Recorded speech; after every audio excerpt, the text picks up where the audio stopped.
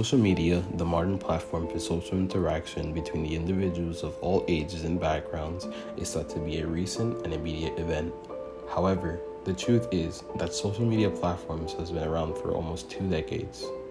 In 1997, the site 6 Degrees was launched as the first social media platform, presenting the basic features and characteristics that are common to all social networks, such as the ability to make friends and to upload a profile picture.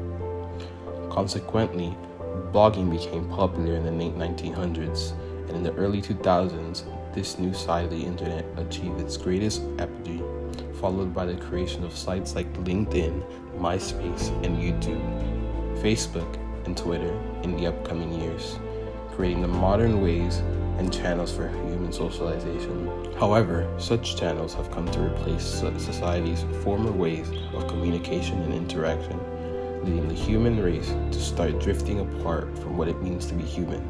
Therefore, we would like the new Congress and President to address the effect that social media is having on our society. Correlations between rises in social media use in an individual and the likelihood of suicide in teenage girls.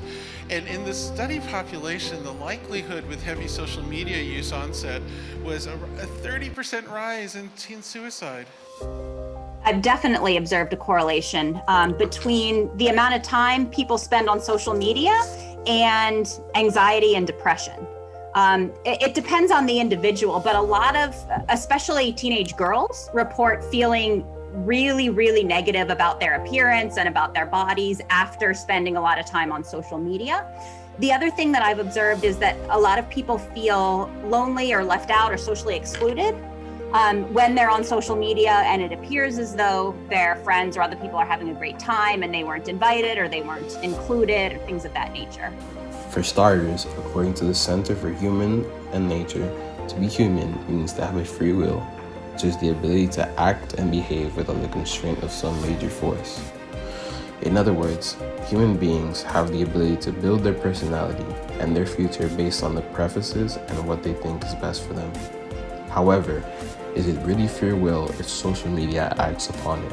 I mean, people of different ages have different narratives. They have different views of the world. So for example, if and the older population will say, if you get your hand burnt, for example, on a stove, then you know to be careful of a stove. So when you see a politician, for example, and that's a negative person, you should trust my opinion, right? Mm-hmm. On the flip side, sometimes media can be manipulating that particular group.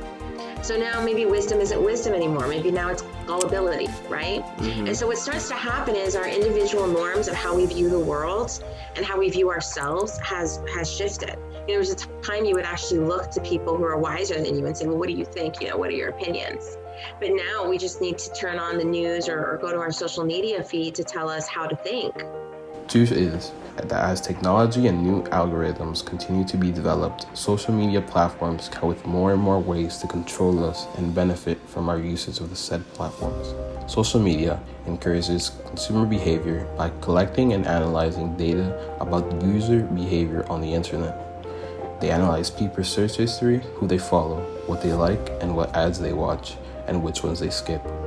Once all of that information is collected, data analysts and sociologists use it to create profiles that may certainly help companies identify what brands, items, or services people are most likely to pay for. Thus, social media platforms like Facebook, Instagram, YouTube, and others are nothing but advertisement machines that profit not from the number of users that engage in their services, but from the huge number of them that are exposed to tens of ads on a daily basis.